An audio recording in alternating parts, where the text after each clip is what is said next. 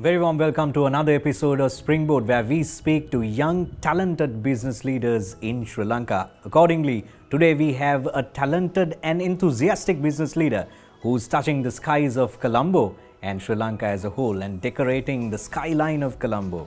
And he's none other than the Managing Director of Thunder and Neon Group, Milinda Lokuge. Very warm welcome to the show. Thank you, Arshad, and thanks for having me here today. So we are going to speak to Milinda about the illustrious journey and also a lot more insights about leading the business, especially during the time of COVID. And my first question to Milinda, we are going to ask Milinda about the journey itself. Could you explain to us about the journey of Thunder and Neon Group?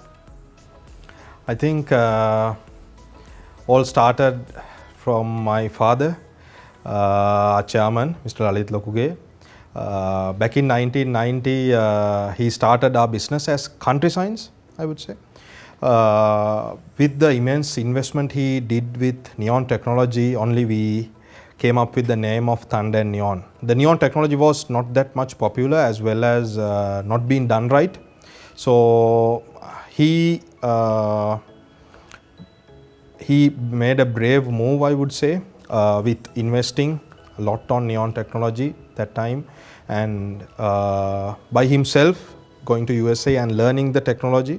And he, I would say, took the industry by storm by giving 2 years guarantee for the first time for a neon lamp. And I think that's where our journey started. So moving forward with the time from the inception, we been using the pristine quality products for our manufacturing. So for that we had to import all of the most of the material we use for our manufacturing. So when the time like year 2000, we started a branch network to distribute our raw material, because we've been importing in bulk. And with that, now we have around 7 branches to distribute advertising raw material like acrylic, plastic, acrylic, color sticker, tinted, likewise. And when the time like year 2013, when I moved in as well, so that time we, because before that we used to do a lot of things manually, like for dealing with metal and acrylic, we used to cut by hand and jigsaw machine and all. And I think the workshop and the warehouse was also at your house in Dehiwala, if I'm not mistaken, when it started. Yes. Initially we started in Dehiwala at our house, yes. And with the time passing by, so after when I moved into the business as well, we automated our business to at least 40 to 50% of the percentage of our process. So now being automated. So all the production process which happens for material like metal and all, laser cut, we make sure proper quality and workmanship goes into our production with the automation part. And with being co-aligned and being diversified, to being truthful for our business strategies and business plan, our business, we have diversified now into gate automation side as well. So back in 2016-17, we have we partnered with a Italian brand called Nice, and also we do provide now security solutions under the brand name Beam Corporation. So like CCTV, burglar alarm, and so on and so forth. So I think it had been a wonderful journey. We know that you have won many awards and accolades, but what is the most memorable award that you got in your history? I think that's a very good question, Arshad. I think in the signage industry, we are the only company who had won National Business Excellence Award. So not only once, we have won it twice. So grateful for that. And we had won some international awards as well, apart from product awards at the exhibitions and all. So I would, most memorable, as you asked, I would say the National Business Excellence Award. Yeah. Now, Thunder and Neon Group has achieved many awards in a short span of time. So Milinda, my next question is, what are the strategies that would have been crucial strategies that you and your father implemented to take the business to this level and this fast? What we make sure is we've been fearless, and we've been taking whatever the challenges came to us head on. We have come this far. And as speaking of strategies, you asked, few main ones, we focus primarily on quality and customization, as well as delivering what customer needs, you know. So if I talk few areas about quality, like if you take few signages we have done just facing the goal phase, one is at Galadari and the BOC, Pittu Bambu, you call it. Those signages are done over decades ago, you know. So we provide the guarantee 2 years, but the signages, they do last very long time, because we make sure we put the best onto what we make. And when I talk about customization, we deliver what customer wants. So when a customer comes to us with a requirement, we ask them what kind of design. Sometimes they have a different idea, but when the job we finish, it's completely different, you know. So likewise, and the other one of the key areas, I would say, not strategies, I would say that's been with the blood. We know what we do A to Z, because my father himself, he knows to make a neon lamp himself, and for me also, I do know how to operate any machine, you know, at our place. So same way, we have the on-hand experience, and we do know how to process or do anything. So I think with that, we can closely supervise and give 100% attention for what we do. I don't know, you can call those strategies, but I would say those are some of the best practices we follow, you know.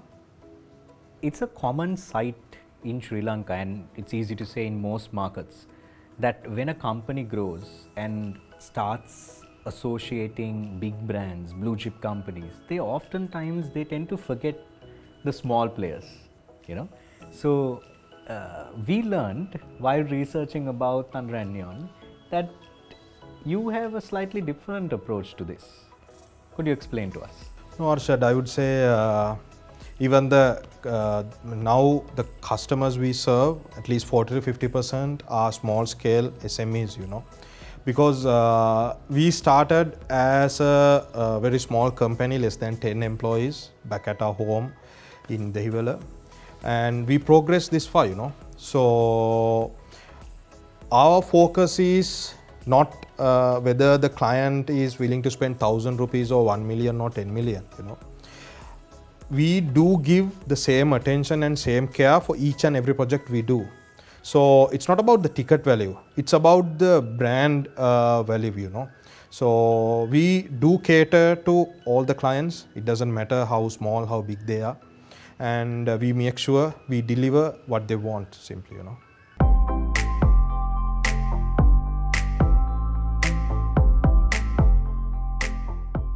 Now, Milinda, in the last 5 to 10 years, digital marketing has earned a prominent place in the marketing communication sphere. I hope it can also be said that it is a direct threat to your business. If it is so, how are you dealing with it? Arshad, to answer your question, I would say yes and no. So when it comes to digital media, you said digital media, right? Yeah. If you take 4 Ps, I think digital media falls under promotions category much towards, but we are more towards falls into place, you know.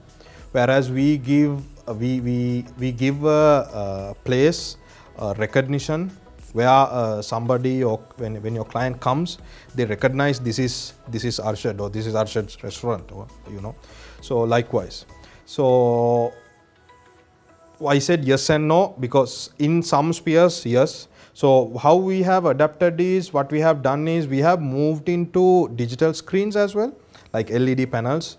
So we do provide LED panels and digital solutions likewise. And apart from that, we've been keep innovating and more towards rather than B2B, we also focus on B2C as well. So there are a few things coming up in the future.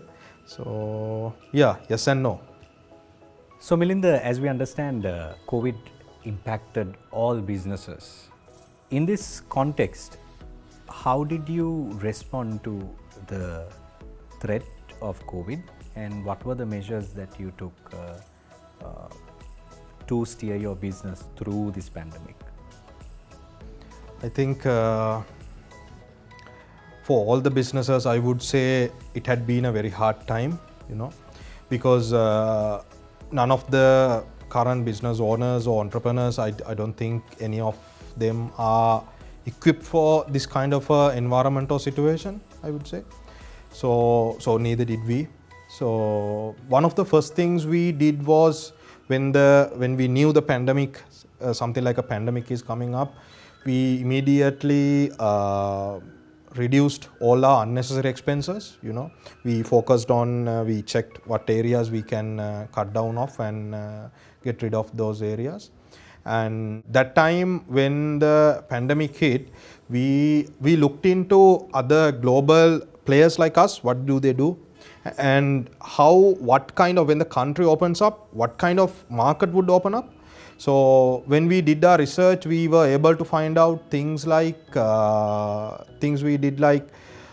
protective screens for counters, maybe receptions, and especially for optician services, have a protective screen when they serve their patients, and some products like flow stickers or display what kind of guidelines for when a visitor comes to your premises. So those kind of products we researched and we introduced during those times. So we didn't take a bit of a rest, and I think being innovative, as well as we speared into other products as well. So as well as we have added another type of products like, we completed a project recently for a branding of a roundabout. So that involves gardening as well as branding, so which we didn't used to do, So I think being innovative as well as being proactive. So I think that's one of the key for us to being able to still survive in this pandemic situation. So the next question, one of the special things that we saw, especially during the time of COVID, is that businesses were forming partnerships in order to serve better and to address this challenge, unprecedented challenge, I could say. So how important do you feel that partnerships are for a business, and what are the partnerships that you tried in your history for the betterment of serving the customer better? I think for any business, partnerships and collaborations are very important, because I think that will be the way forward for in the new era, going forward for any business to grow. We should grow together, right? So for us, as I've been telling you earlier, when we innovated or when we diversify or when we introduce new categories, we can't do everything alone, right? So because we are good at one thing, that is make signboards and give our customers best service, and but for the roundabout projects, when we do, because there's an element of gardening and all, but there are best people who's already been doing that 20-30 years. So we partnered with them and we made sure our customer gets the best solution from a one single stop, And apart from that, we've been collaborating with other small scale manufacturers as well as teams in terms of assembling as well as installation likewise. So to answer your question, I would say yes, definitely very important going forward. And those are the few areas we have explored and we have done. What about I think this comes as a cross question. Won't people think when you outsource that you're losing out on the business? No, I wouldn't say so, because as I was telling you earlier, it's about number one, customer is the king. Okay, so when we have to give customers the best service, for that we have to have a collaborative good team as well as good skilled people to deliver the right product. So as I've been telling earlier, I may be good at one thing, so I try to do everything myself, whereas the areas which I'm not good at, I might not excel on those areas, So that's where the collaboration comes in, and I think it will be win-win for everyone. and end of the day, what matters is, as I've been telling you earlier, give customers the best service and best product what they deserve, you know. So Milinda, now as a young business leader, taking your company to newer heights, we understand as a country in general, Sri Lanka has a significant external debt, and our external borrowings are playing a very negative mark on the performance of our economy. As a business, what have you done throughout your history, and what are you doing at the moment to support the GDP in the country, thereby to reduce the external debt? We employ over 80 staff, so with them lot of employment had been created to the economy, and one of the key focus is we try to, rather than import or get it from another country, to do it locally. Whereas, as I told you earlier, we have automated our production. For that, we have set up all the machinery here, rather than we get it done from another country. So that adds a lot of value to the, I would believe, add a lot of value to the GDP. And apart from that, one of our key focuses, at the moment we do serve to Maldives as well as a country. And also we have plans in the future to cater to Bangladesh and any other emerging markets as open source. Milinda with Thunder and Neon is not only going to decorate the skies of Sri Lanka, but is determined to go and conquer the world. So we from the Springboard wishing you all the best to do so, and thank you very much indeed for joining us and sharing some valuable insights about Thunder and Neon and your journey in the business. Thank you very much, Arshad, and thanks for having me. All the best to you as well. So with that, we wrap up this edition of Springboard. Thank you very much for joining once again.